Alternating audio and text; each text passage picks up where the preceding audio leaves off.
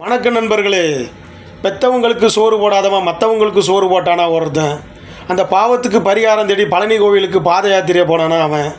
அங்கே பழனி கோவிலை 3 தடவை சுற்றி வந்து அந்த பழனி முருகன் காலில் விழுந்து வணங்கிட்டு அங்கேருந்த ஒரு சாமியார் காலில் விழுந்து, ஐயா நான் எங்கள் அப்பா அம்மா உயிரோடு இருக்கிற வரைக்கும் அவங்களுக்கு சாப்பாடு போடாமல் கொண்டுட்டேன், அதனால் அந்த பாவத்துக்கு பரிகாரம் தேடி இன்றைக்கி பழனி கோவிலுக்கு பாத யாத்திரை வந்திருக்குன்னு சொன்ன பொழுது அந்த சாமியார் சொன்னாராம், அப்பா நீ பாத யாத்திரை பழனி கோவிலுக்கு வந்தாலும் சரி, இல்லை பரலோகத்தில் போய் ஈசன் காலில் விழுந்தாலும் சரி, இல்லை அல்லாஹ் கோயிலில் விழுந்தாலும் சரி, இல்லை இயேசுநாதர் கோயிலில் விழுந்தாலும் சரி, இல்லை 7 லோகத்தில் இருக்கிற எந்த கோயிலில் போய் நீ விழுந்தாலும் சரி, இந்த பாவத்திற்கு பாவ விமோசனம் கிடையாதுப்பா. இந்த மாதிரி பாவம் செஞ்சவங்களுக்கு அந்த ஆண்டவன் கொடுக்குற தண்டனை என்ன தெரியுமா?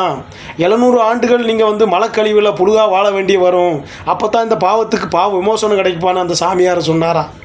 அதாவது உங்களுக்காகவே உழைச்சி ஓடா தேஞ்ச அந்த பெற்றவங்களை பெரியோர்களை அந்த கடைசி காலத்தில் நீங்கள் மனநோகி வயிறறிய வச்சு நீங்கள் வாழ்ந்தீங்கன்னா அந்த கடவுள் கொடுக்குற தண்டனை அந்த சாமியார் சொன்னது தான். அதை நீங்கள் மறந்துடாதீங்க.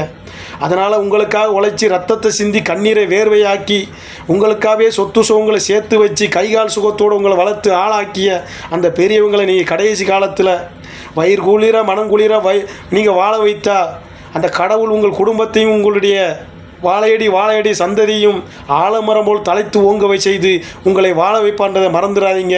நன்றி, வணக்கம்.